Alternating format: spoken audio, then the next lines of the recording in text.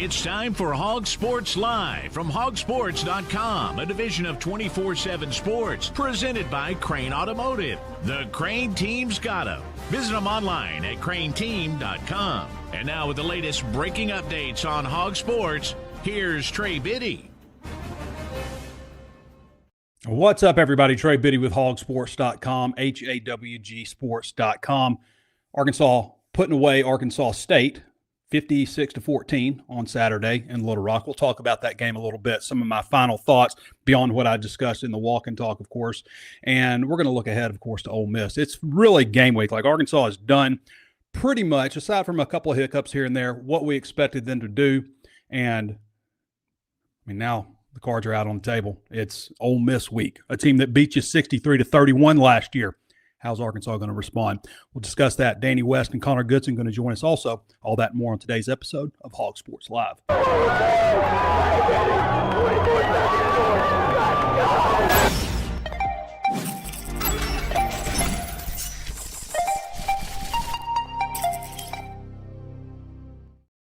The Crain Automotive Team has 16 locations across our state and is home to the Crain Commitment. You'll find Ford, Chevy, Buick, GMC, Volkswagen, Kia, and access to thousands of pre-owned vehicles. Vehicles for every lifestyle and every budget. Even if you're not in the market for a vehicle, the Crain Team Service Center offers the latest in vehicle diagnostic technology and certified technicians to take care of your vehicle and get you back on the road. Check them out at crainteam.com. Hog Sports Live is driven by the Crain Automotive Team. There it is, that feeling of a big win. Yeah, that's you, enjoying your moment, because you just won big with the Crain Team. Your perfect vehicle at the perfect price. You got Crain Cash discounts and more than you ever dreamed for your trade. Sure feels good, doesn't it? With 16 different locations around the state and every vehicle backed by the Crain Commitment, we keep Arkansas moving. That's winning. That's the Crain Team. Visit crainteam.com. Arkansas and Memphis is set for 11 o'clock. That's on September 20th, so the week after this. ABC, ESPN, or ESPN2. We don't know exactly, but that was just officially set. This game had no flex window, so it could have been any time from 11 o'clock to 8 o'clock probably. A little disappointing, but, you know, if you're playing at an opposing venue, I guess it's good to have the 11 o'clock. Pretty much guarantees that I'm not going to be there. I was considering going if it was going to be a night game, but I don't think I will make that one for many reasons. The press box is moved to the other side. You can't see the bottom third of the field if you're on the second row, which is probably where visiting media will be. So a lot of hiccups with that game at Simmons Bank. Arkansas and Ole Miss are playing at 6 o'clock on ESPN. Big time kickoff window for that matchup. The 17th ranked Ole Miss Rebels. We'll talk a little bit about them. I watched their game completely against Kentucky last night. I mean, I knew the outcome, obviously, but going into it, but I watched every snap of it. We'll talk about some of the similarities I saw with what Arkansas State does on defense. There is some commonalities there. And we're going to take a look back here in just a second at what we saw last weekend. Just kind of one final thing. You know, when I was doing, we got to mention this. Monte Harrison probably out for the year with a broken foot. I saw him down on the sidelines in a boot and in crutches, so that's very disappointing. David Oki is going to do some running today, and they need him to practice Tuesday or Wednesday, start practicing. The one thing that stuck out to me on the defensive line was just they were a little gassed at the end. Cam Ball played way too many snaps. This is an issue that we talked about that we were concerned with because they're just a little thin numbers-wise. I don't think we saw Keyshawn Blackstock till the end of the game. So, to me, like if you're not playing against Arkansas State, then they probably don't expect you to be a whole big factor against Ole Miss either. So definitely a concern, especially, Arkansas hasn't played a four-quarter game yet because they haven't met a team that can match them for four quarters. Ole Miss just came off one against Kentucky. It's important to note. I want to talk about Bet Saracen real quick because we went 3-1 last week in our picks. We do our picks each Thursday with the Bet Saracen wager wagon, but went 3-1. We are now 7-3 overall. We went 4-2 the week before. We nailed Missouri covering against Kansas. That was -6.5. We had, and the final was 42-31. Missouri. We lost the Ole Miss Kentucky game. I had Ole Miss covering 10 points, and Kentucky kicked a field goal with like 8 seconds left instead of going for a touchdown. So didn't would have pushed on that one. We had Arkansas covering against Arkansas State. 56-14 was the final there. And we had Louisiana Tech covering plus 37 against LSU, and that was a 23-7 final. So 3-1 overall, 7-3. Obviously, you can make all these bets on the Bet Saracen app, Arkansas's #1 betting app. Go check them out, betsaracen.com. So we've learned a lot about this team in a short amount of time. We're going to learn a lot about them on Saturday. Just looking at what we saw against Arkansas State and going back and reviewing the game again. I hate when people say like going back and reviewing the film, like I'm watching it digitally, on the TV broadcast. So going back and watching the game, offensive line, I did not give them props in the walk and talk. And I mentioned the walk and talk is just an off the cuff, what's happening in my mind kind of reaction. Didn't give them enough props for protection. Now, at the same time, a very different defensive scheme than what we saw the previous week, where Alabama A&M just blitzed and blitzed and blitzed, sometimes bringing 8. They usually brought 3 or 4. Very rarely. I don't even remember. I can't recall a blitz. And if they did, they would like drop somebody else back and only bring 4. So we see a lot of similarities. Now, the defensive coordinator at Arkansas State, Carly, served under Pete Golding at Ole Miss. Pete Golding's #1 highest paid highest paid assistant coach in the SEC right now. He was at Alabama before. Delta State guy. There's a lot of Delta State coaches that's having success in college football. But that's where he comes from. So there's a lot of carryover with what Arkansas State did. Now, as Sam Pitman was saying, you see a team that doesn't blitz a lot, they either feel really good about their back end or they feel really good about their front. And Ole Miss has got a pretty solid front. I don't think that they have quite the front that they did last year, but Harris, number 51, is a load.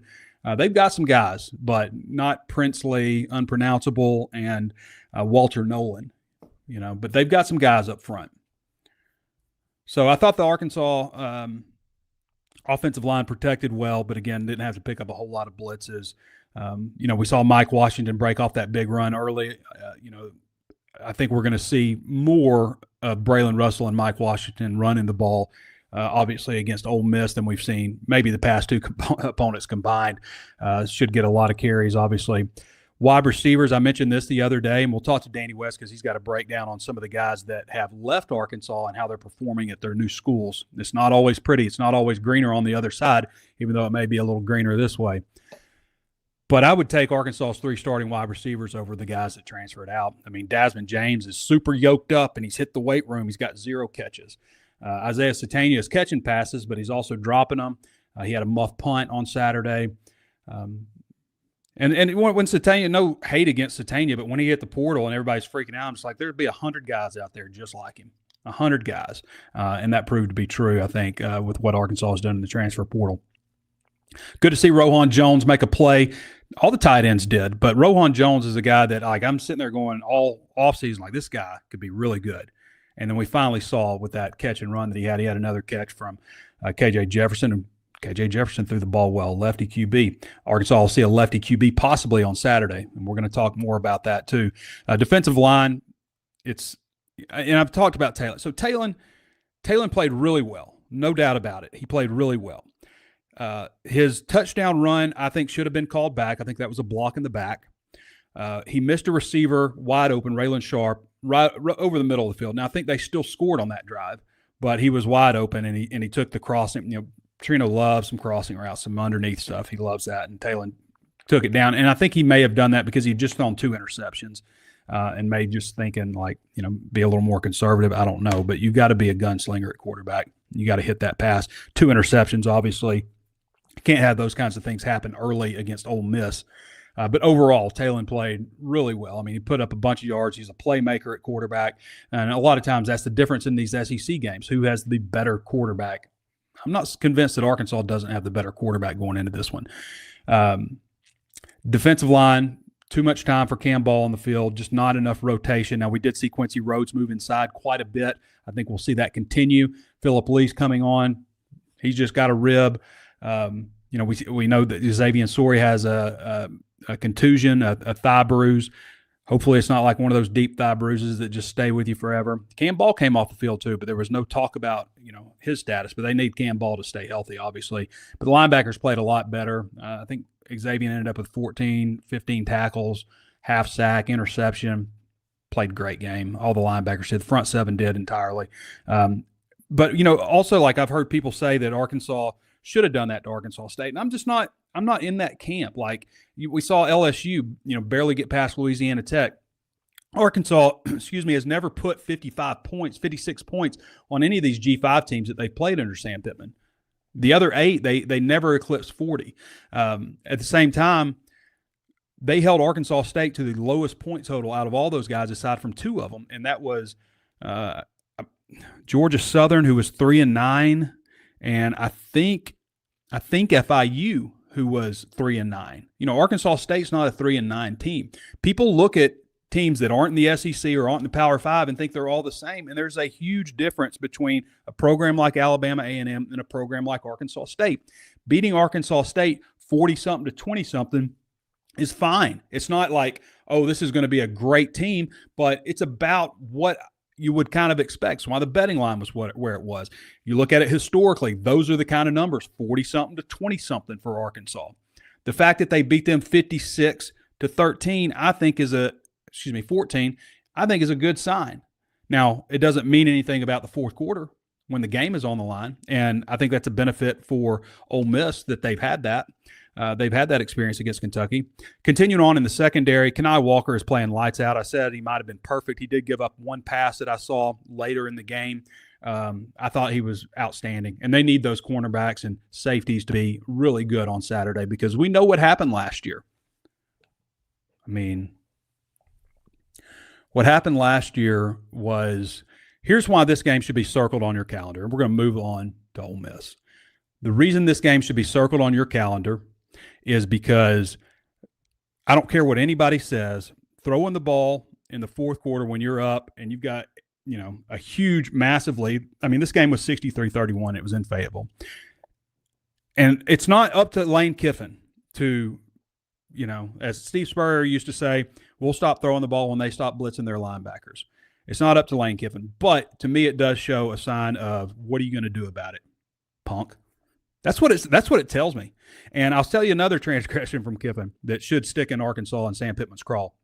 There was a tweet last year somebody made that Arkansas has become Ole Miss's farm team. And Lane Kiffin, he deleted it, but he retweeted that. I mean, that's pretty brazen. Like, that's like, I don't about you, That's what that says to me. So I thought that was pretty strong from Lane Kiffin. Now, I think Lane Kiffin's a good coach. I think he's a really smart coordinator. Sometimes he's a little weird and stuff, just like all these coaches are. But, he's better behind a keyboard, I think, when he's talking and putting out stuff that's funny versus an interview. Him and Paul Feinbaum was one of the more awkward things I'd ever seen. I fully expected it to be when it started. But to me, that's just saying, like, I don't care. And I'll say this also. Sam Pittman said every single one of those guys that came into his office that wanted to transfer already had a deal on the table. To me, that means Patrick Kudas, Patrick Judas, whatever you want to say, who I think is playing like ass right now. I'm not impressed at all. I'm not impressed with all. He's the lowest graded player on offense on Ole Miss's team at right guard. But Patrick Kudas, who on another podcast, I think the Natty State podcast, when it was around, it was he said that he hated Ole Miss. He grew up hating Ole Miss, and now he's at Ole Miss. I said before that ranking him as the 13th best transfer portal prospect in the country was absolutely absurd. It's when I started going into, like, I love our recruiting rankings. Our transfer portal rankings leave a lot to be desired, and that's one of the reasons that I will say that. Not that Patrick Kudas isn't okay or isn't SEC quality offensive lineman. I've always thought that, but to rank him that highly, I thought was a bit absurd. You also have Jalen Braxton, who I think is beat up right now, and Luke Haas, who is also beaten up right now.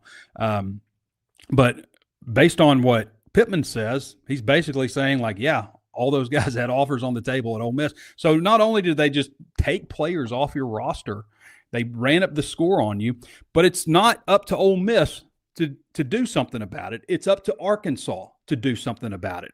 This game should be circled on the calendar. It should hit them right here. All the guys that were here last year.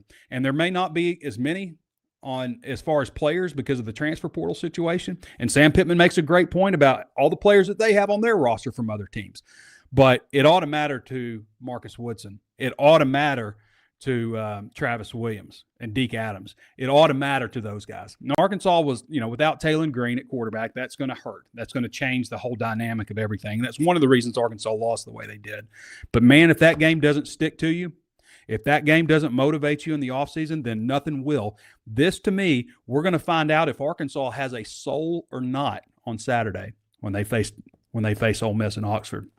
There's no way you can't be pissed. If you're not pissed as Sam Pitman or these coaches or the players that were there last year about how that game went down, and a lot of that's not just on Ole Miss, a lot of it's on you. It's not Ole Miss's job not to score 63 points. Okay? It's not Ole Miss's job to control how you feel and how you're motivated. It's up to you. It's a very important game right here. We've talked about Arkansas, and I said I made a cop-out prediction of 6-6 because I think this team could go 4-8 or 8-4. How this game turns out is going to go a long way in determining that kind of stuff. Belief, buy-in. These coaches, they know what they're talking about. They're calling right plays. They've got us motivated. They've got us in a position to win. Special teams can't be like it was on Saturday. Special teams errors, 12 men on the field. They had to call a timeout. They lose contain. Caleb James acts like he is blocking when he's supposed to he's got a one-on-one situation with this guy, I guess. And dude cuts back and runs for a touchdown. That kind of stuff can't happen. I don't think they have enough speed on the field, first of all, on kickoff. And as Pitman said, probably not enough defensive players.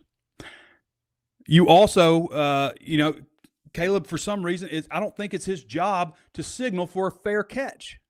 And that ended up being like the ball got spotted where he did. I don't understand some of the special teams errors that you have. You cannot be a special teams that has issues if you're Arkansas. You just can't.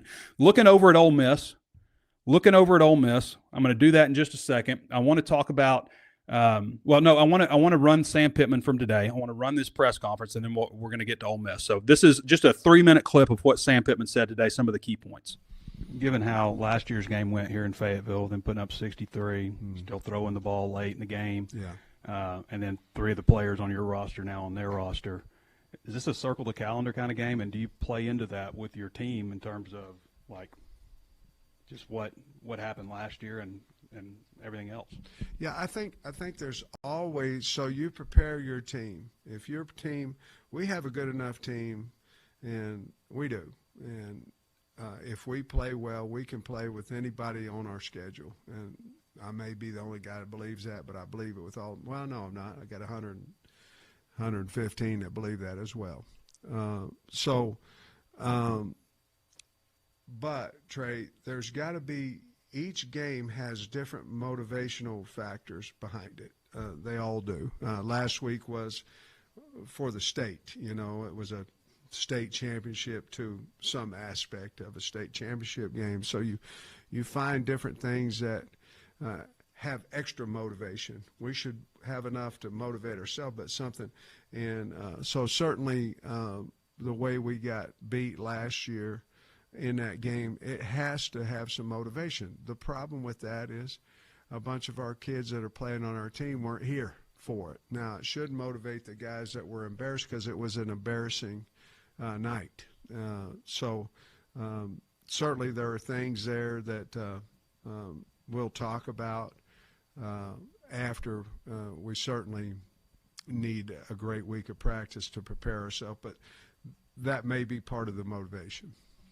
I guess you mentioned not being tested in the secondary to the level that you're going to so far this year, but maybe also up front on the defensive side, can you take anything from last week and translate it into this week, or is it maybe a different challenge and a different level that you faced up front? Well, that certainly is different. I mean, hell, I'd like to take it all. I'd like to have 10 negatives and 4 sacks, and, yeah, I'd like to take every bit of it and add to it. But schematically, with their RPO game off of that, I mean, schematically, they're tough. I mean, because, A lot of times, we was talking about it last night, a lot of times the O-line's pulling and doing all that, and they're throwing the football.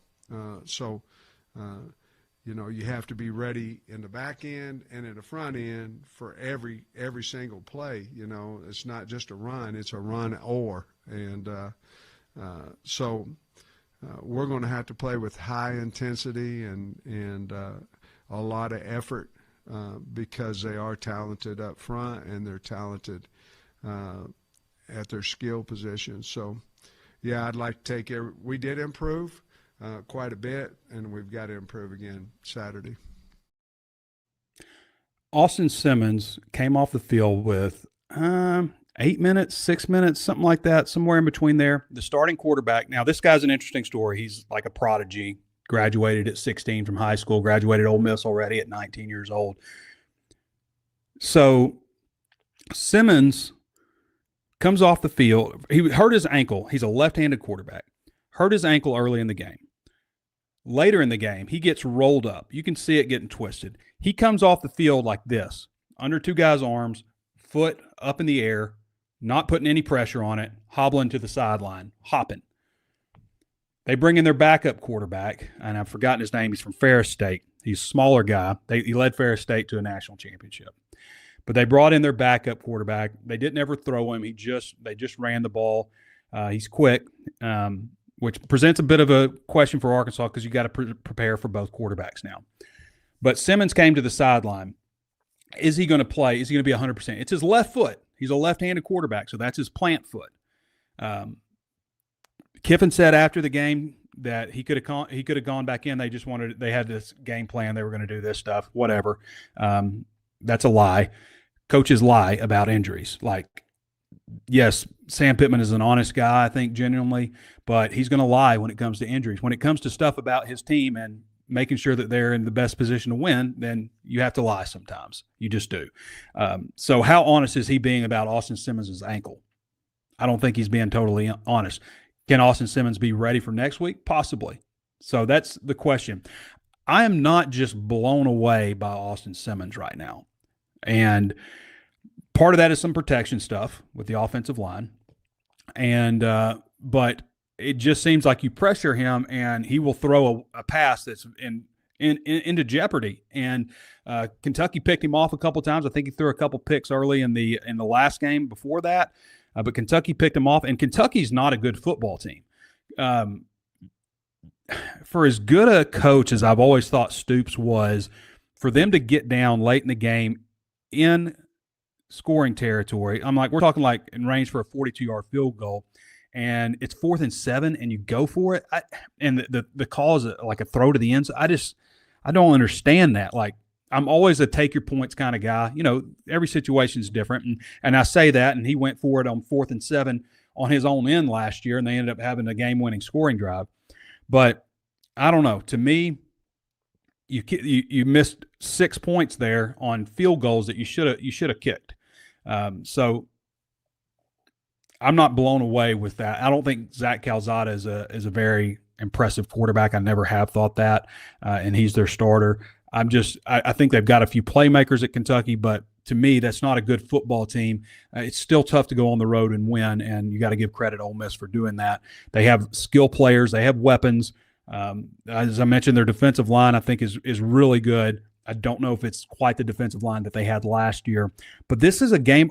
I think Arkansas can win this game, guys. I really do. Now, am I picking them? I don't know. I would probably lean 60-40 Ole Miss because they're the home team, but man, I don't see anything that strikes just fear in me. I don't think they have a Jackson Dart, and so much of what we see with these teams across the country and Arkansas too comes down to the quarterback, especially transfer portal age when you're a degree off here or there from personnel. So don't count Arkansas out in this one. That's all I'm saying.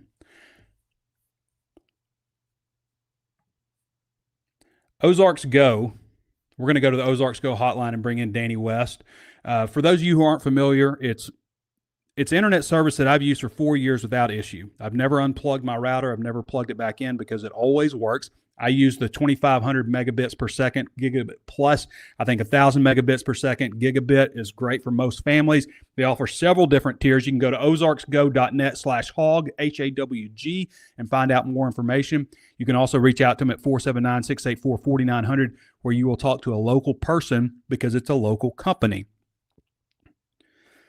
I've had something in my throat since I've started. Go check them out, north of the tunnel, parts of Oklahoma, northwest Arkansas. You'll be glad you did. I give them my full stamp of approval. I've put personally people in Ozarks Go. I've told them, like, hey, you need to change over to this. So it's not just me saying it on a commercial. All right, let's get to my boy Danny West. Excuse me. Sorry for the coughing in your ear.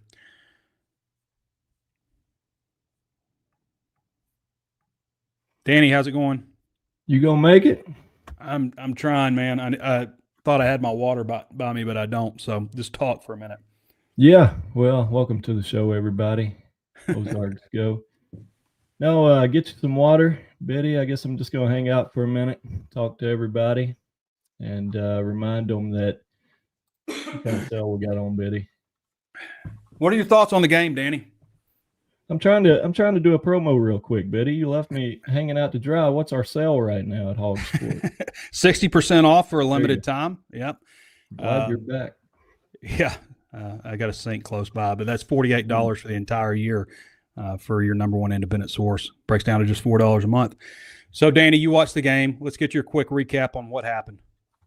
Yeah, Saturday, just kind of, it's more of a general overview of the 2 weeks, Biddy, is kind of where I'm at. And, you know, going back to maybe January or whenever the schedule came out, I think we've all kind of been a little bit careful looking at these first 2 games and just kind of trying to be mindful that you can't take away too much, you know, because of the competition level. But let me tell you something, man. They look like a clean product to me. I like where they're at right now. And I heard you talking about, you know, going into the Ole Miss week this weekend, you may lean 60-40. I'm right there at 50-50. And right now, Biddy, I've got Arkansas winning the thing this weekend. I just heard you talk about Austin Simmons there. Now we throw in a potential injury, and I'm with you. I've not been blown away with him so far, and especially with Kentucky. I watched that game 2 weekends ago.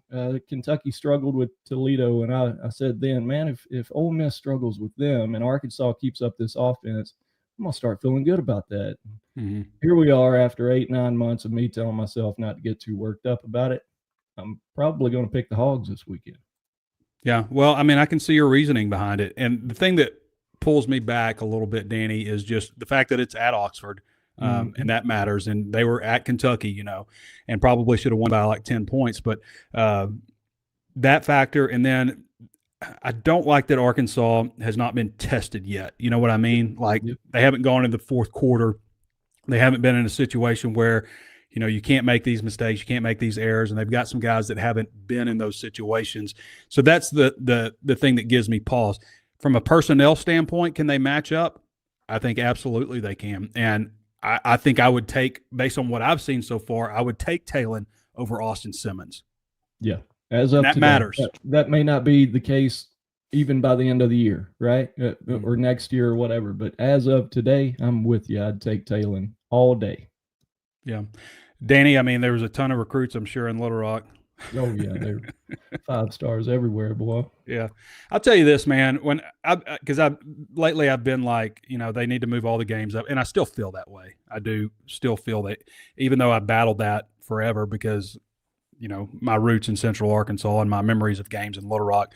But man, when I was sitting in traffic for 2.5 hours and I was looking at people walk past me and, you know, people that, you know, you don't see it, right? You know, you could tell these people aren't people that get up to Fayetteville very often and, you know, go to games, and you can see the crowd in the stands. You know, it's just, I don't know. I felt for them. I really did. And those are my people, you know, those are Central Arkansas folks and people from small towns, just like we are, from all around the area that flow in. You don't see that, you know, a small town look, you know, the guy, you know, and you see them there and you know, they're excited to be there. And I don't know, it tugged at me a little bit, even though I was pissed Oh, you're sweet. sitting in traffic. And I got RJ Hawks coming at me. I see you, RJ. I'm gonna remain neutral. Y'all I just see you, battle it RJ. out. It's kind of like, for me, that would be like watching Arkansas and Arkansas State. I take no enjoyment in watching y'all fight back and forth like that. Well, RJ and I are friends, but it was true. I mean, the traffic was ridiculous, but it's ridiculous game days everywhere. I mean, it's always a hassle, but I've never gotten to a Razorback game that late. But at the same time, you know, as I mentioned, like in the walk and talk, sitting in that press box and the internet doesn't work and, you know, everybody's mad and upset and frustrated because it's impossible to do your job. But you look down and you look around that bowl and you see all those people down there and the electricity and the excitement for an actual game, because we haven't had a game in Little Rock. We've had, you know, some Sisters of the Poor type programs, but like a game that actually people care about and are concerned over. That to me, I don't know, it definitely tugged at me, and I love seeing it. And it made me go from like 100% thinking games shouldn't be played there to thinking, because I hate it. I hate it for those folks. Yeah. Yeah, but, you know, I always think about Nebraska, man. You know, where if you look at a map, Lincoln is way the heck over here, and all those people go to the game. They don't ever complain about it. You know, they just go. Yeah. They don't go out to Scotts Bluff once a year just to mix it up a bit, you know? Yeah. No, I hear you.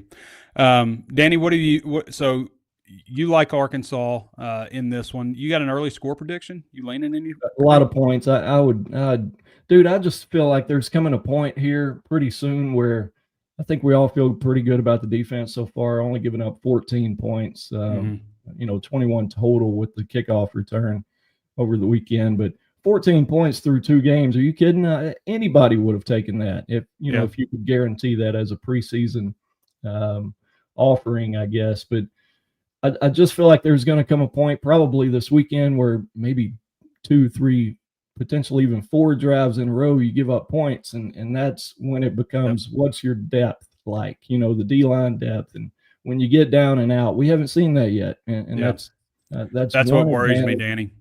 I mean, I see Cam Ball sucking wind down there because he's playing too much, you know, and I know that Ole Miss has better depth on that defensive line, you know, and that's you know, we can talk about quarterbacks all we want, but if a team has a lead on you or something and they can just run the ball, you know, we've talked about that because you can't stop them because you're gassed. That's a problem. Hey, Danny, I want to talk to you about the article you wrote about former Razorbacks, how they're faring. And as I was saying at the top of the show, it's not always greener on the other side, but sometimes this is a little greener, you know. But not everybody's just having the time of their life, it doesn't look like. Yeah, it looks rough. And, you know, I saw your tweet, and, you know, Dasman's kind of been the talking point here and there over the weekend. Dasman James. Oh, yeah, he's yoked up now, Danny. Yeah, he is yoked. He has 0 catches, though. Yeah, 0 yoked. You made the point, though, Danny. Like, this dude had a chance to be at the front of the line, and Bobby Petrino's off. Now, was he going to stay there? Who knows? But he had a chance to start off front of the line spring football and left for Cal. As a redshirt sophomore, you know, going into his redshirt sophomore, you're not going to get a better opportunity than that to be Bobby Petrino's guy. He proved it in one game. He immediately took the reins. Like, you go and do it in a bowl game, Pitman's going to throw you out there with the starters. You know, he just is until you lose it again. He had it wrapped up. I don't want to keep killing the kid here. He was always nice to me, Biddy, but yeah, there's a bunch of that on that story that just makes you scratch your head. But at the same time, you look at who replaced him and start to feel pretty good about it. And I think the point was, if I had one over the weekend, it was kind of, and it's not groundbreaking. Everybody's noticing it after 2 weeks, but it's not always greener. And maybe Arkansas did come away with better players, and it's okay to give credit sometimes too. And these guys too, Danny, like, we can be critical of them. We have the benefit of being 40 plus years old now, of looking back here, dude. looking back on our mistakes and the the issues that we've had in the past and growing from them. And I make this point all the time, but it's not everybody, but for the most part, it's a reason the word wise is generally reserved for elderly people because they have been through experiences and stuff. It's not true of everybody. Cam Ball's a good example of a guy that, sees the long-term benefits of remaining at Arkansas. Taylor Green, I'm sure he could have left for more money if he'd have popped in the portal. But we're critical of these guys, and we see them as professionals now and stuff. I used not to talk about players the way I used to, but now, that they're getting, some of these guys are getting millions of dollars and stuff. To me, they're pros. And I agree. So it's a little bit different. And, it hurts you a little bit, You see Patrick Kutas talking trash about Ole Miss, and the next thing you know, he's playing in Oxford. Like, that hurts. I don't see how that doesn't hurt you. Are you big mad? Yeah, I'm big mad. That pisses me off. Even though I know at the same time Arkansas has guys on their roster that hopefully that they poached off somebody else. Hopefully Arkansas is doing the same stuff and taking guys from other teams' roster because that's what everybody in college football is doing. It's just the nature of it, but it still stinks. Well said. Yeah, I'm with you on that. Patrick Kutas, man, that's might be the one that stings Arkansas more than any, because a lot of these guys, you'll see it this weekend. And they're fine without him. Yeah, they're fine without him, but you'll see it this weekend. Some of those guys are going to dap each other up, and it's going to be all good. But I'm not sure that guy is such a popular guy, just based on how he got out of there. So it's going to be interesting I'll be watching that group more than any on Saturday. All right, Danny. Anything else you got coming in? Oh, your boy Connor Goodson. I'll let him have it. All right. Talk to you later, Danny. All right, everybody, that's Danny West. You can follow him at Danny West. Read most of his content at HawgSports, where it is VIP, and check out KC Dubs. All right, Blakeman's Fine Jewelry, by the way. Blakeman's, proud to be the official jeweler of the Arkansas Razorbacks, and are thrilled to support the team, and that includes providing beautifully crafted pieces for the U of A homecoming court. Built on tradition since 1987, Blakeman's has been Northwest Arkansas's trusted destination for exceptional jewelry and personalized service. Visit them at their brand new location, 3202 Pinnacle Hills Parkway in Rogers, Arkansas, 72758. Blakeman's Fine Jewelry, where Arkansas gets engaged. Guys, if you're thinking about popping the question right now, like this is if you want to have a wedding in the summer, like a June wedding or something like that, it's time to get to it. Go visit Blakeman's. Again, 3202 Pinnacle Hills Parkway, Rogers, Arkansas, 72758. Let's go to my guy, Connor. Connor, how you doing, brother? What's up, Trey? What were you saying? Arkansas put out some basketball news today during the middle Yeah, of the so they, which we already knew this matchup. I reported on it earlier this summer. Arkansas is going to play Houston, neutral site game. Originally, it was supposed to be in Brooklyn. Some things came up. They moved that around. They officially announced it today. It's part of the Never Forget Tribute Classic, and it'll be December 20th. Paramount Plus. You can watch the game streaming on Paramount Plus. It's part of like a triple header. But yeah, it'll be in Newark, New Jersey at the Prudential Center now, not Brooklyn at Barclays. But so they made that official today. Paramount Plus, for those who are on a regular price membership at HawgSports, you do get that app. You get Paramount Plus and Showtime for free if you're subscribed to HawgSports, which is like over $100 value. So either way you look at it, you're getting something 100% free at HawgSports. Not for the promo. So you can sign up. You can sign up for the full price plan. You can try us out for $1 if you want to, and if you like it, then you can stick around. But it's a heck of a deal to get Paramount Plus for free, and you can watch the Hogs there now.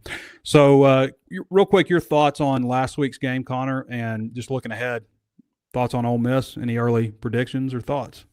Not really any solid predictions, but just kind of what you have said and what you asked Pitman about it today, if there's added motivation based on last year's game. And it's like, there has to be. You can't let someone come into your house and completely disrespect you like Ole Miss did last year, and there not be some kind of consequence or some kind of added feeling to that. No matter if there's every player on your roster is completely new, for that coaching staff, there's got to be some sort of added, it sticks in your craw. It has to. Like, you're human, you feel emotions. You've got to be able to get up for this one. There's no question it's been circled, regardless of what Pitman said. He played it pretty coy. I think that this is a game. This is everything's on the table, all on the table. You've got to come out. You've got to kind of throw some punches. And this will kind of determine how the rest of the season goes, I think. And like y'all have talked about, you and Danny talked about it a little bit. It's the first kind of barometer game, measuring what Arkansas really has. They haven't been tested yet. They're going to get tested. How do they respond to last year, and how will the season go? Yeah, I mean, to me, this is it's such an important game on this schedule to determine how things go. Notre Dame and Fayetteville is going to be tough, but there's going to be a chance. I mean, you get them at home.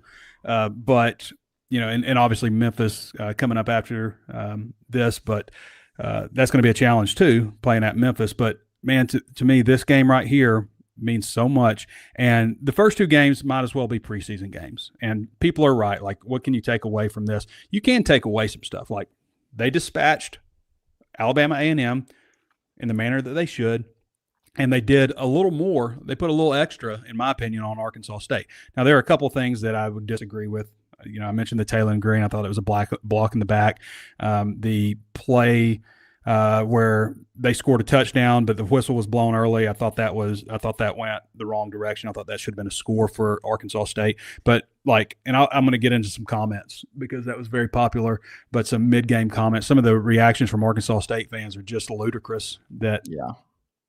The referees gave that game to Arkansas. It was a 42-point game and wasn't close. The only thing that really disappointed was second quarter. Because is that a mindset of, we got this, and you just coast?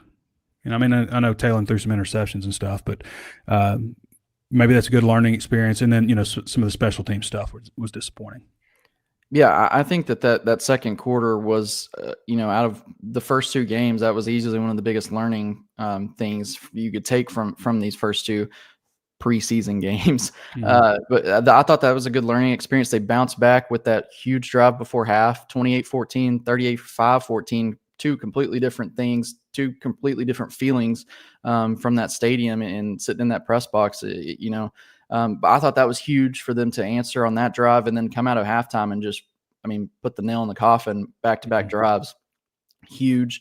I think that looking ahead to this matchup, obviously there's things that you can take, but it's all about guys, I think, getting up and staying focused. I feel like that second quarter, there's a lot of lost, just guys lost focus. They like you said, they thought they had it won. What happens if you start fast, you take the crowd of it in Oxford? And Ole Miss is going to punch back. What happens when they punch back? Are you going to you're going to crawl in a hole and just let them roll over you at that point? Or are you going to actually, try to fight back? And I think that Arkansas showed that they have the firepower to fight back in that situation. And I thought that was one of the more important things we could take from those first two games. Yeah. Things aren't always going to go, your way. And I think, Twitter and our game thread and things like that are going to be just beautiful. Just the highs and the lows, calling people out, acting like it's your fault, Connor, that this is happening. I'm hurting and I want you to hurt as bad as I do. That kind of mentality. It should be beautiful. I love that. People, I mentioned that in the walk and talk, like, people think that I don't like that, but I love the back and forth. People have told me stuff like, hey, you're on too big a platform to be dealing with, this guy or that guy. But I like dealing with this guy or that guy. And I like the back and forth and some of the idiots out there and some of the, great fans out there who also lose their mind. By idiot, I mean Ozzie Maverick, but what a douchebag. Anyway, that was one of the more interesting parts of the I couldn't help myself. He's the worst of us. Like, he is so awful, like, just a terrible person. You can look at him and tell that he's got nothing going on in his life and stinks probably. Like, you can tell he smells like bologna or something, just looking at him. Yeah. Ugly ass. All right. So, Connor, anything else to add before we catch you loose? Not really. Arkansas basketball, we've got a bunch of recruiting news I'm going to put out probably tomorrow. Big update on that. Arkansas was hosting another 5-star this weekend. They've got a string of like 4 straight big time visits of guys. I think from the guys that we saw come in, Caleb Holt and Brandon McCoy, the last 2 visitors, and then you got Taylor McKinney and RFN Deanne, 2 of those big time recruits. I think Arkansas is going to get one of those 4 in the 2026 class. So some big time stuff from Calipari. We're almost there. You can kind of smell. You can kind of smell the basketballs getting aired up. It's coming. Basketball's coming. We're going to see some exhibition action here next month. That's going to be here. So really excited for that. And hopefully we're talking about an Arkansas win, a big SEC opening win next Monday when you have me on. Yeah, hope so. All right, Connor. Appreciate you, brother. See you, Trey. All right, everybody. Connor Goodson. Follow him at Connor Goodson on X and read his content at HawgSports. Our primary basketball writer, so a lot of great stuff from him, and obviously helps out with football a tremendous amount as well. Does a little bit of everything. All right, well, I want to get to a few of the comments that I've gone through from X. I'm not going to go into any more Aussie stuff. A ridiculous human being. I want to tell you about our friends over at Walker Brothers first. So Walker Brothers, located at 577 Millsap Road, Suite 6 in Fayetteville, and their brand new location, 3503 South 55th Street, Suite 101 in Rogers. You got to go check this place out. Like, for men's clothing, like, there is nothing like it in Arkansas, especially that Rogers store. The Fayetteville store is fantastic. That's where I do most of my shopping, obviously. But I have been to the Rogers store just to check it out, and it's outrageous. I mean, it really is. You can get suits, get tailored for a suit. They've got all the Peter Millar, Johnny O's, Horns Legend, Divot Sportswear, ton of brands. I've mentioned the Faraday brand just for some reason. I'm usually somewhere between a large and an extra large, and that just fits me perfectly. Great high quality clothes. They got every cologne, just about everything. You can get the Peter Millar with the curly tail, or is it the Crazy Hog? And then the curly tail is a Walker Brothers signature deal. They put on, all these different kinds of shirts and stuff. So really cool deal for menswear. Nothing like it in the state of Arkansas. Good people that I've known for a long, long time. Go check them out at those 2 locations. Okay. This is a pretty popular segment. So YouTube comments. This guy copied and pasted this. I assume this is an Arkansas State fan who was butthurt. He copied and pasted this on videos of Sam Pitman, on my video, on War Machine's video. Do not celebrate, UA fans. No celebrating. This was a close game, contrary to the scoreboard, tied at half. 28-28 is what would have happened. Arkansas wasn't gifted a TD penalty, and A-State's 3rd TD wasn't removed from a charitable hands-to-the-face penalty. There's a lot of hands-to-the-face stuff. Anyway, I could go on, but you can imagine how this goes. Don't celebrate, UA fans. Arkansas will underperform against every other football team now, despite being gifted large win against Arkansas State that should not have happened. I mean, I understand, you took the belt. This was absurd, too. This is the kind of society we live in. I made a joke about this wasn't getting a noogie. This wasn't, what else did I say? A purple nurple. This wasn't a stink hat, which I think is farting on somebody's head. I always thought it was like farting in a hat and put it on somebody's head. Stuff that your big brother might have done to you to bully you a little bit. All in love. And I said, this was the taste of the belt from your stepdad. And this guy was like, what about the people that did get spanked from their stepdad? I did that. I got that. I have to apologize for making a joke, offending the most sensitive person in the room. We're past that. I'm going to make jokes. I'm sorry if somebody got offended, but I don't really care that much. I thought it was funny. So that was another one. We watched 2 different games, this guy says. Referees took 2 touchdowns away from Arkansas. We watched 2 different games. 2 touchdowns away from Arkansas State and favorable. The Arkansas State was clearly overmatched in this. Benefited the Hogs throughout the game. The referees did. Now, there was a couple of instances, I mentioned, but the idea that this wouldn't have still been a blowout loss is absolutely comical.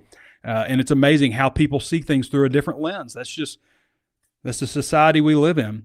Neil deGrasse Tyson has an interesting thing when he was in court one time, and the judge, for jury duty stuff, and the judge goes, Is anybody here that wouldn't be able to take eyewitness testimony as a reason to convict or something like that? And he stands up and goes, I would, and he says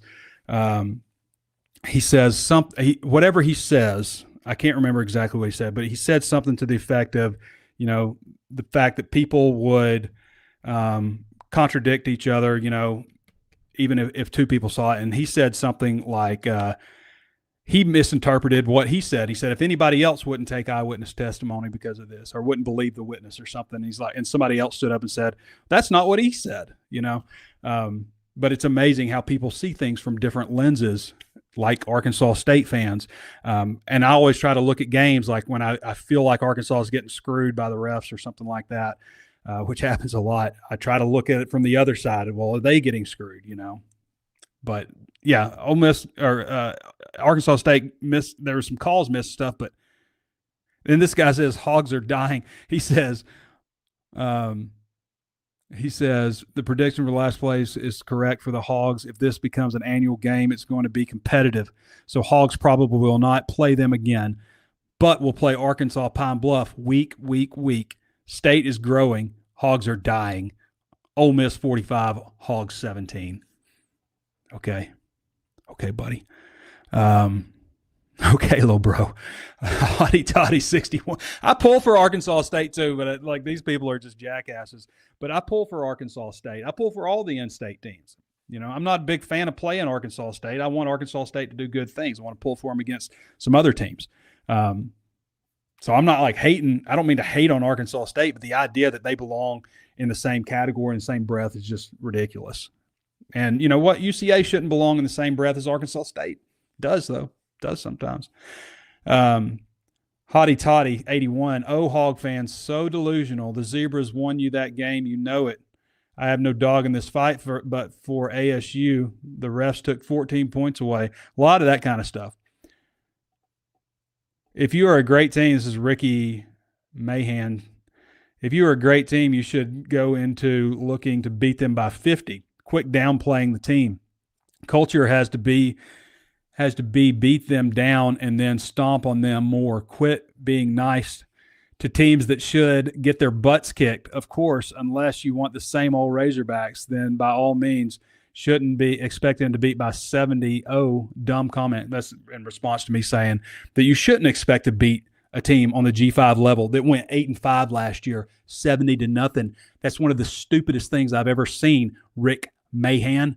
Stupid. That's a stupid comment. That's uninformed. It's just dumb to think that. Oklahoma beat them a couple years ago, 73-0. This is a team that played Michigan within 10 points last year. Beating them 40-something to 20-something is about what you should probably expect out of a pretty average Arkansas team. The fact that they beat them 56-14 tells me Arkansas's probably got a little more juice than what we thought. This is ignorant. It's just you have no idea, no spatial awareness, no idea what's going on in college football, man. This is not an FCS program. Yeah, an FCS team, you should go in there expecting to whip their ass, but to expect them to beat Arkansas State 70-0, absurd that you think that. The traffic was rough. This is a guy. Yes, the traffic was rough. I didn't want to go into the walk and talk just bitching about the traffic and no internet and all the problems going on with War Memorial, because I wanted to keep it about the game and about the fans, who I thought were great. I thought it was a great crowd. And as I mentioned, a crowd that you don't always see. I could see it when I was sitting there in traffic, watching all those people file in, going to the old golf course area. I loved it. I thought it took me back. It tugged at me. It did.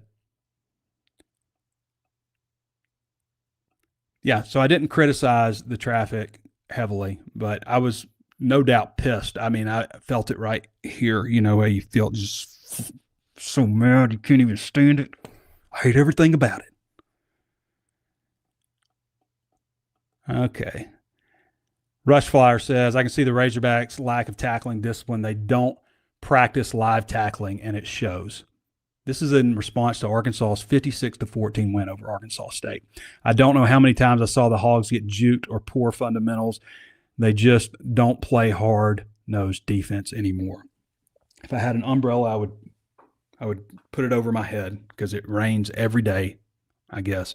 Like, I'm not saying Arkansas is going to go undefeated this year, and if anybody expects that to happen, you're just setting yourself up for disappointment, which is fine. Like, be disappointed, as I've said. Like, get your hopes up. But expecting them to go undefeated or to play perfect football, it's just not going to happen. They're going to disappoint us on defense this year. There are going to be times where they disappoint us. They just are. It's just there's some depth issues up front on the defensive line. There's too many explosive skill guys. All these teams are coaching too, Yeah, that's pretty much it.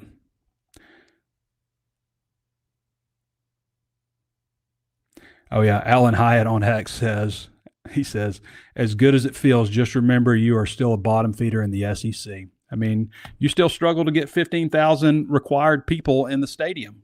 I mean, to hold your Division I status, your FBS status. Like, okay. I mean, I love the butthurtedness. But I'm pulling for Arkansas State. Not pulling for everybody, I guess, but pulling for Arkansas State, pulling for UCA, Arkansas Tech. The Arkansas teams, man. Okay, let's get to some questions now, some live questions.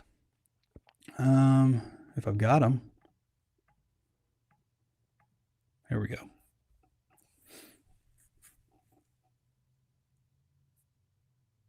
Man, I love football. It's so much fun. Like, the overreaction, the vile reaction, just like, I want you to hurt too. I want you to hurt like I hurt. I love that. It's fun. Like the role, and I get there too because I'll be like, oh, I want you to hurt. I want you to hurt back. How dare you talk to me like that? And then you think about it for a minute. You're like, you know what? Whatever. Sorry. All right. Final score. What's your gut prediction today? Says Ben Hoggard. It's early. I haven't gotten there yet. I like to go through, look at history, look at past events, look at trends going on. I'm not saying I'm not going to pick Arkansas. I kind of need to, you kind of need to see it before I dive in and go Arkansas. I did predict them in my preseason predictions. Obviously, things change as the game goes, the season goes along. But preseason, I said Arkansas will beat Ole Miss, and then I picked them to lose at Memphis. And the reason I did that is because that felt very on brand for Arkansas to do something like that, get your hopes up, and then crush you with a loss to Memphis, So I don't know where I am. Sorry, Ben. I'm not ready to give a Hog Ole Miss prediction yet. Packing a Hog 54 says, 2 questions. Will Sorey and Lee be full go this week? I think so. They're obviously going to be, they're not going to be 100%, but I think that they will be. And he also asked, do you think we'll hand it off to the running backs more? You have to. You have to control the game with the run. You just do. Felt like we saved their legs. They're both fully healthy as far as I can say. Keeping the wear and tear meter down before the schedule gets serious. Absolutely. I wish they'd have done that a little bit with the defensive line. Wish they'd have got Sorey out a little earlier. Wish they'd have got Cam Ball out a little bit earlier. See Cam Ball hobble off to the side of the field, on the very last drive that the first team defense was in, was disappointing. But would have liked to see those guys get pulled a little bit earlier. Paul Feinhog says, what's the one adjustment schematically or mentality do we absolutely need to make to beat Ole Miss? I mean, there's not just one. That's an impossible question, Paul.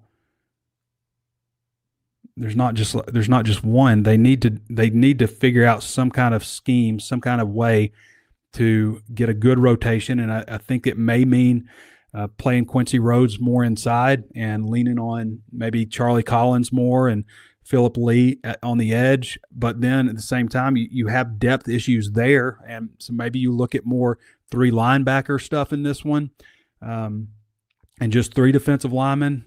But you had Cam Ball playing, defensive end with a 3-man front. You've got to make sure those guys are fresh in the fourth quarter. You cannot have a situation where you need the ball back and Ole Miss can just run it. You can't have that. NEA Hog 12 says, how worrisome is wide receiver depth? I'm not worried about wide receiver depth.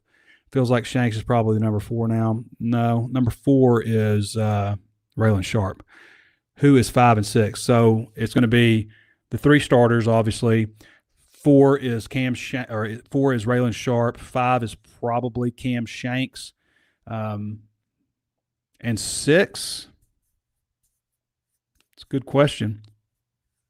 Because you really need 6, but you really primarily play 4 or 5. And we haven't seen Andy Jean really. And I hate Monte Harrison's out. I mean, the guy's 30 years old, came back to football. He's missed this whole season. He's going to end up redshirting, I guess. Number 2, no talk about Cam Ball going out with the injury. Did he come back in, assuming he'll be good this week? I think he is fine. Look like maybe he got landed on, but I think Cam's going to be fine. He played too much. You don't need to play that much as defensive tackle. L. Branson says, do you think Luke Has will really play, or is this just smoke and mirrors? Smoke and mirrors. He's not ready to play. TJ Football 14 says, will Arkansas be able to establish the run game against Ole Miss? Well, if they can't, they're going to lose. You have to have the run game. And Talon can be part of that. I don't like seeing it's fun to see him leap over people. I don't like seeing that. And I understand that he's got to play and got to be himself. You like to see him get outside the pocket, stretch his legs out a little bit, get the juices going. Maybe, some people say take a shot. I think, stretching those legs out is just as good to kind of get you going. But Taylor Green's got to be part of the run game. He just does. And if it comes to a point where you can't get other things going, then you got to rely on that more heavily. It's not an ideal thing, but you got to win football games. So Angel Dickhouse 1 says, that's a real name, I guess. You better start growing out your hair and trimming up the mustache. This team is winning 10 games. I hope that happens. It'll be a good look for me. People used to just do that, I guess, just grow it just like they would have a normal haircut, and it just stopped right here.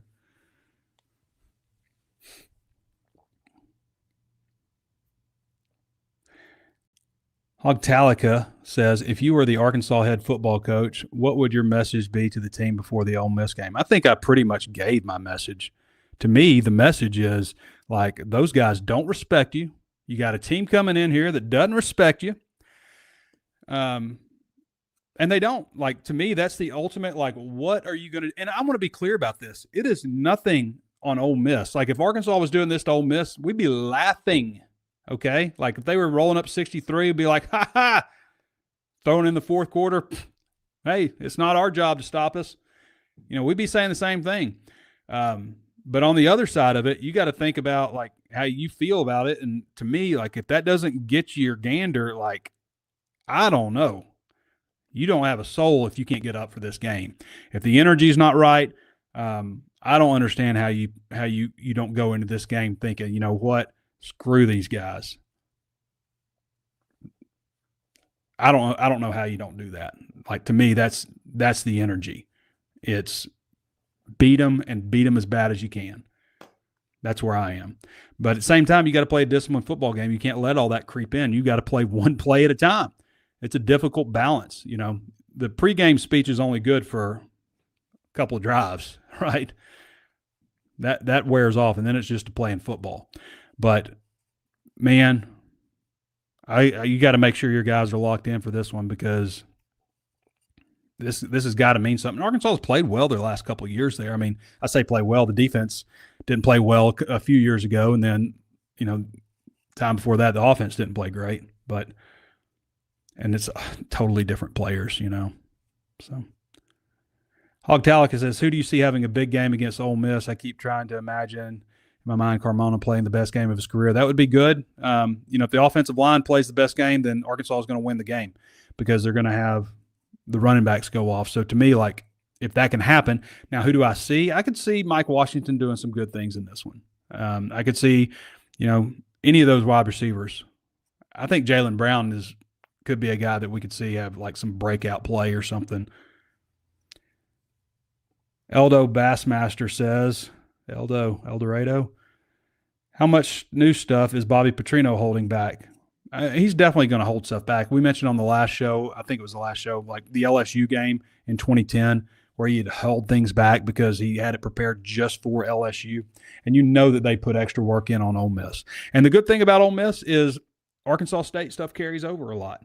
Ole Miss did not blitz. I don't know if they blitzed Kentucky a single time. And if they did, they also dropped somebody back into coverage from the defensive line, a linebacker or an end. So, this is a team that doesn't feel like they have to rush more than 4, and they just drop back. And that's what Arkansas State did. They dropped back into coverage, play after play after play. It was stark contrast to what they saw against Alabama A&M, which was just blitz, blitz, blitz, blitz, blitz. Did you see Scott Fountain's face during the game when they had to call a timeout for too many players on the field? You think special teams will hurt or help? They got to get that figured out. First of all, you got to emphasize a couple things to certain players. Like, you're not in a one-on-one just matchup with one guy to see how long you can block him. It's not your job to call a fair catch here. And yeah, why do we have 12 men on the field? Like, that's stuff like that happens, but like when you have 3 special teams issues, that's a concern, especially after they played pretty well against Alabama and A&M. Biggest frustration about War Memorial games these last few years: sections, rows, seats not clearly labeled inside the stadium. I mean, here's the thing too, like, we can bitch about traffic and internet and all that stuff, and yes, it all should work, and it should, the football team and staff shouldn't be getting to the stadium 30 minutes late because they don't follow the traffic plan, which is what happened. But they also are being asked to handle this huge event one time a year, if that. Like, they don't always play games in Little Rock, but they have the last few. But that's a lot to ask people. That's a lot to ask concession people, traffic flow people, parking attendants, people running stuff inside the stadium. It is a lot to do it on the first time and nail it. I understand it's just a lot. Little Rock's got a lot of great quality. Central Arkansas does, as I'm from that area. We've got some good restaurants up here in Fayetteville, North. I think they've got us on restaurants. I think there's some culture stuff that's better in Little Rock than it is up here. It's definitely more Arkansas. Like, if you're looking at, Fayetteville's Arkansas, but there's a lot of people from a lot of different areas up here. But man, like, game day, handling a game day is not on that list, and it's because they don't have the experience. They just don't. Fayetteville does stuff all the time. Like, Fayetteville puts in 4 freaking lanes to help, in my opinion, help traffic at the north end of the stadium. Like, oh my gosh, this is huge. They put 4 lanes in here. Well, what are we going to do? We're going to have Hogtown there. We're going to put a stage there, and we're going to block off the road for game days.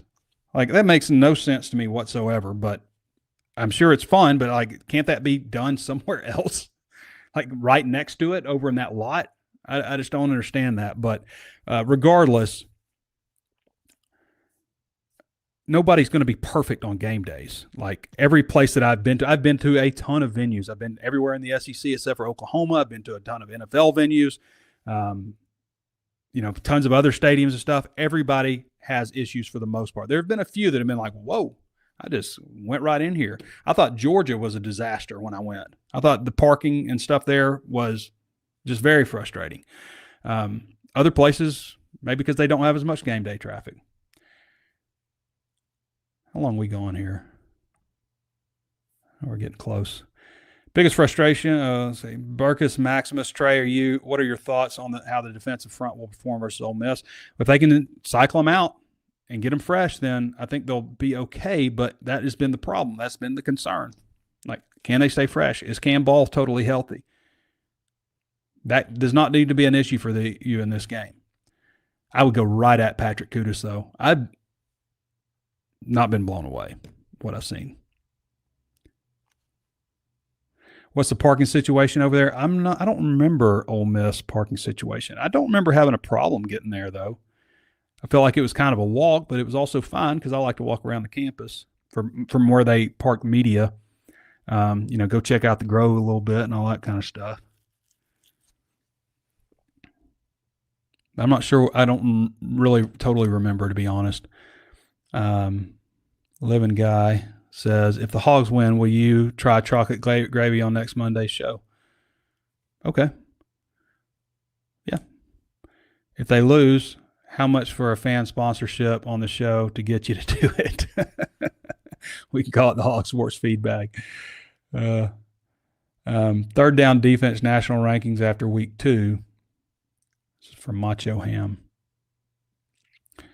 Third down defense.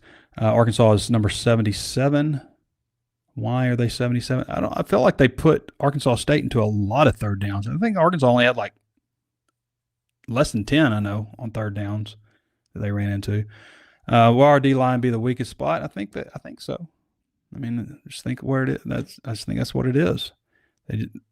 They're lacking a couple of bodies, one at end, one at defensive tackle. What vibes from last? And, if they get David Oki back, that would be big. But I don't expect him back. Based on what I think the injury was, I think it was probably a meniscus. I don't know that 100%, but when somebody says trim or clean up or it's a sprain, I think meniscus and I think 6 weeks. But these guys are young and they've got people working on them every single day. What vibes from years past does this game give you? I think this is a critical game as Arkansas has had.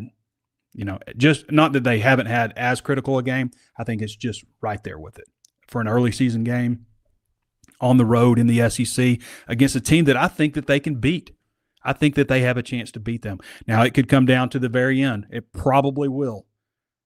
And anybody who says that they know what's going to happen in this, I think is probably doesn't. But it could come down to the end. And my issue sometimes with the end of games, how are the end of games handled by the coaching staff, by Pitman, by time management?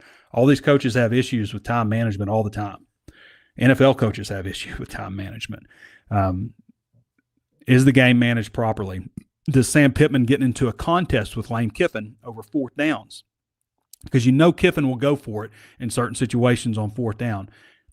Pittman has to do his own thing. He can't be trying to chase Lane Kiffin. If Lane Kiffin goes for 2 and goes up 8-0, you just got to kind of play your game and see how it plays out. Don't try to win the game in the third quarter. Win the game at the end. I think that's as important a statement as anything. Don't let them dictate the pace. Don't let them dictate what you do. Be yourselves, play your game, and come out with, reckless abandon. Be fanatical. All right. Thanks to Connor Goodson. Thanks to Danny West. Thanks to all of you for your questions, your interactions, your likes, your thumbs up. If you haven't taken a moment to thumbs up, let's see if anybody's rated the podcast since May. The most reviewed, most rated, highest rated podcast in Arkansas, and we hadn't had something since May. Take a moment if you like the show. I really appreciate it. Apple Podcast reviews. I'm getting on there. You get on there. Hop on there real quick. If you always watch the show, just get on there. If you haven't left a review. HawgSports Live. We are 1.1 thousand reviews, 4.9 stars. Oh, we got one. A cut above the rest from Hunting's FX4. Love listening to Trey and company. By far the best Razorback podcast, professional and informative. I really appreciate that. There's a lot of good Arkansas podcasts. I listened to some of them. I checked out Woo Pig the other day, the WU Pig.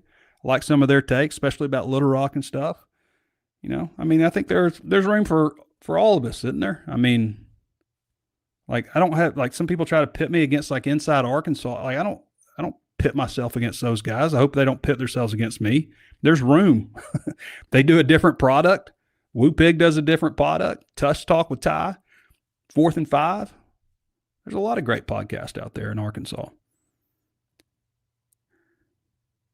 My favorite podcast to keep me current, and this is from May. And that's from Land's 1964. So the last review we've had, I missed it. It was August 30th. Help me out a little bit. It helps. Help the show out. Appreciate all of our sponsors as well. Appreciate all you guys for listening. Thanks to Danny and Connor for hopping on. And we'll be back with you guys for Thursday's primer. Got a lot of interesting stuff to talk about on Thursday, I'm sure. And we'll be from Oxford with a walk and talk on Saturday. How will that go? Hopefully nice. All right, everybody. This has been Trey Biddy with HawgSports.com. We'll catch you next time.